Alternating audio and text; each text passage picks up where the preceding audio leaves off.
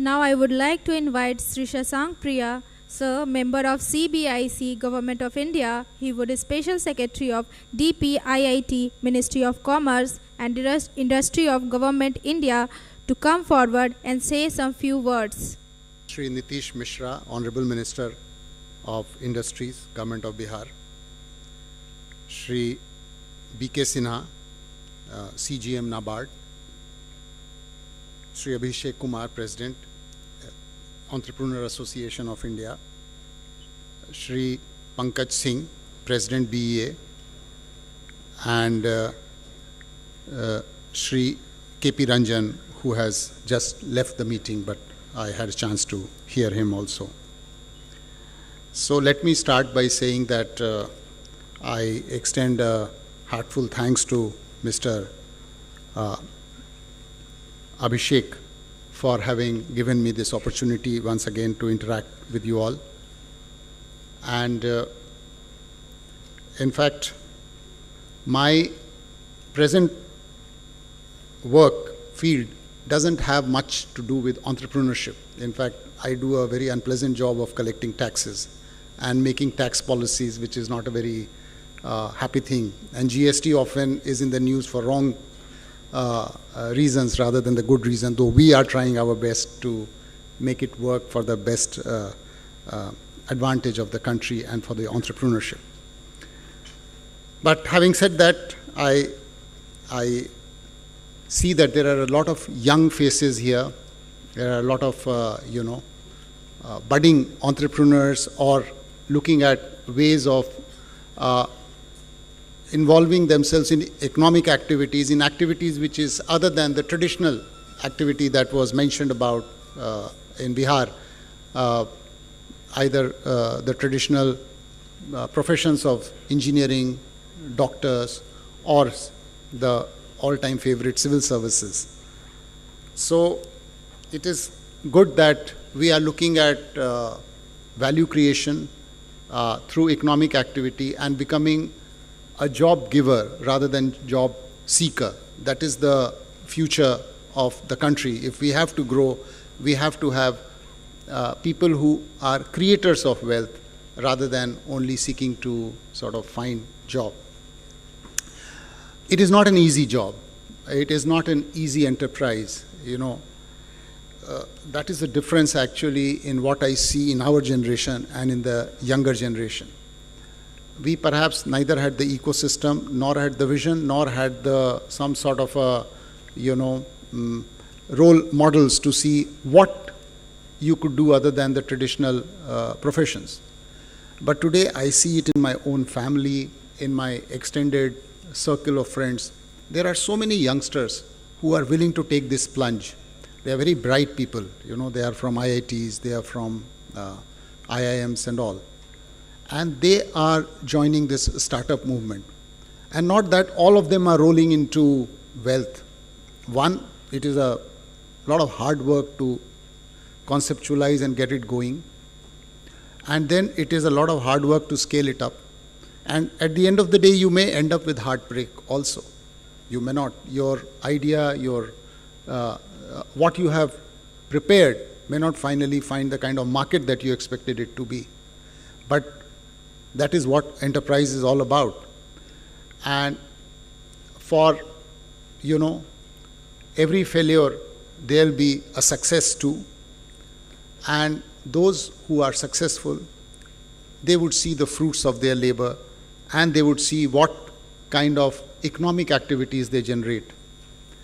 And those who fail also, it's not a complete failure.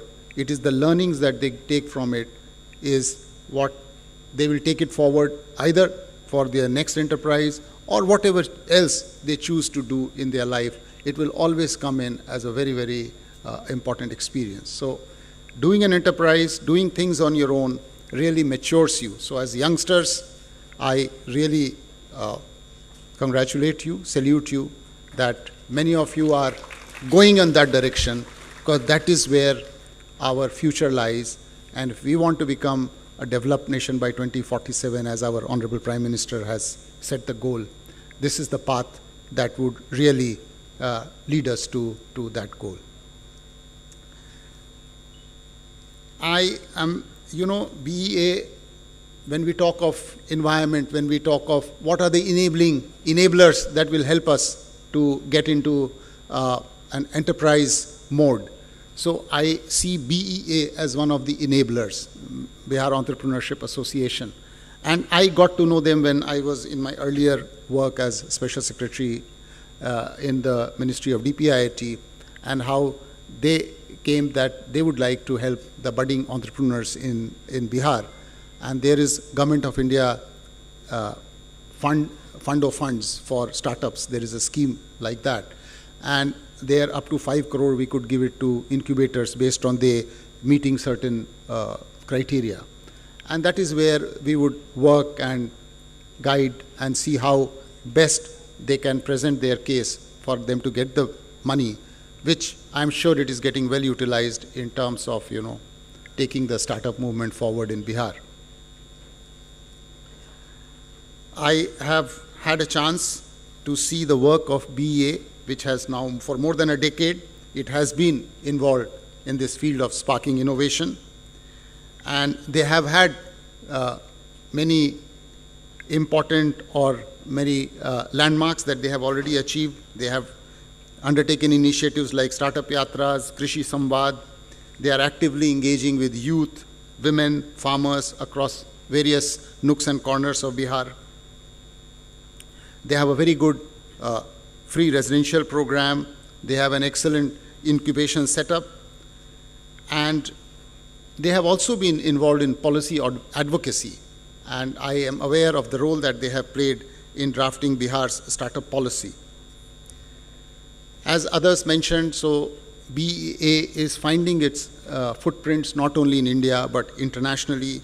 They are involved with work which spans across many countries across the continents like USA, China, Israel, Taiwan, etc.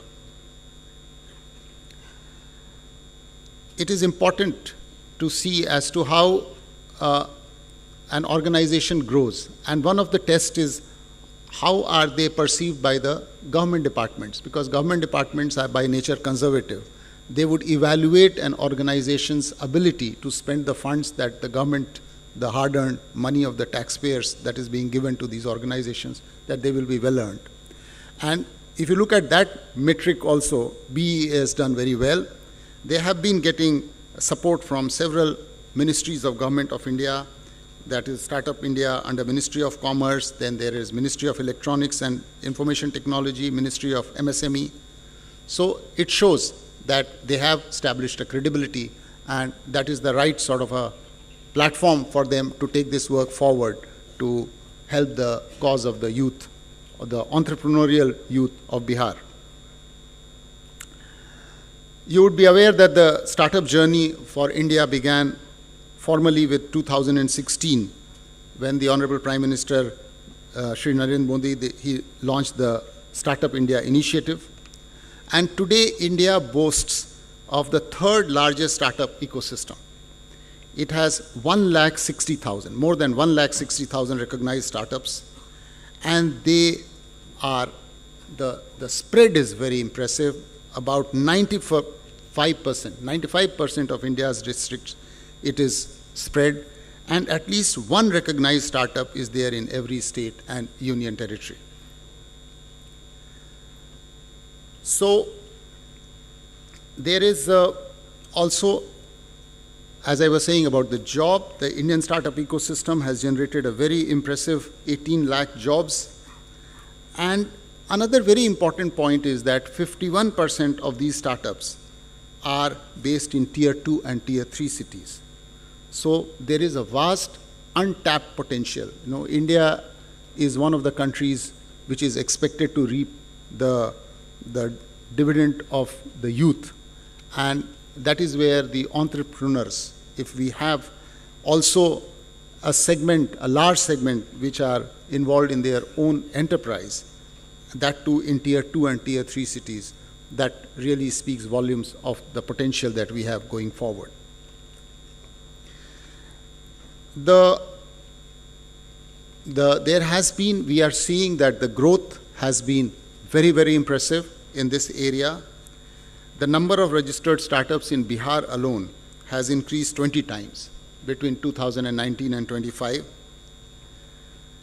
And they are revolutionizing various business models in the process. We are, as a startup landscape, we are finding that there is a lot of exciting work is being done in artificial intelligence, big data, e-commerce, edutech, fintech, agri-tech, health tech, etc.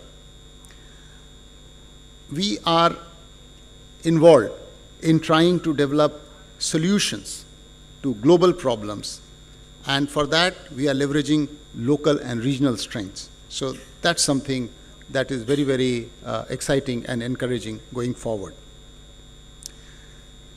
As we know, Bihar is India's second most populous state, and it has a challenge of a relatively high unemployment.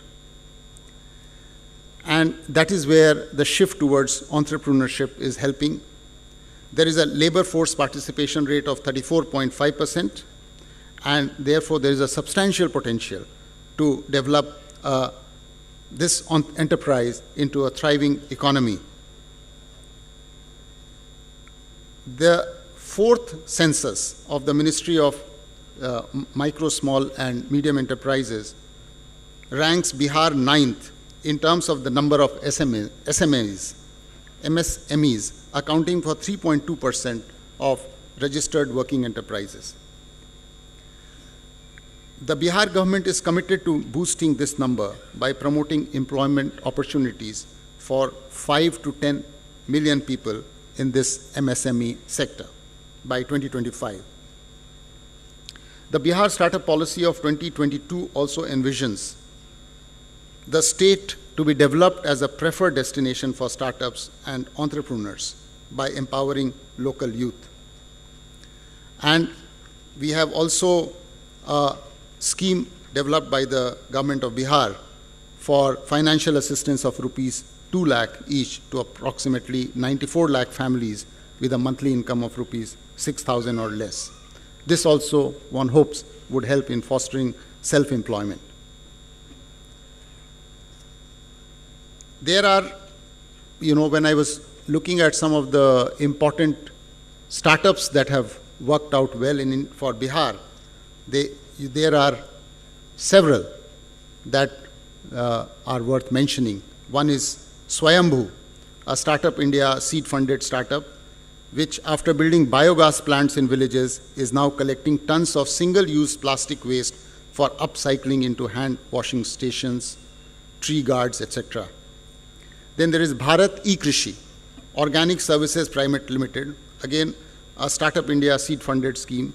It has successfully developed a 12-acre model farm across 3 districts in Bihar, pioneering sustainable agriculture practices, and their innovative approach ensures production of pure, natural and organic food. Then there is Kisan Tech ERP Solutions.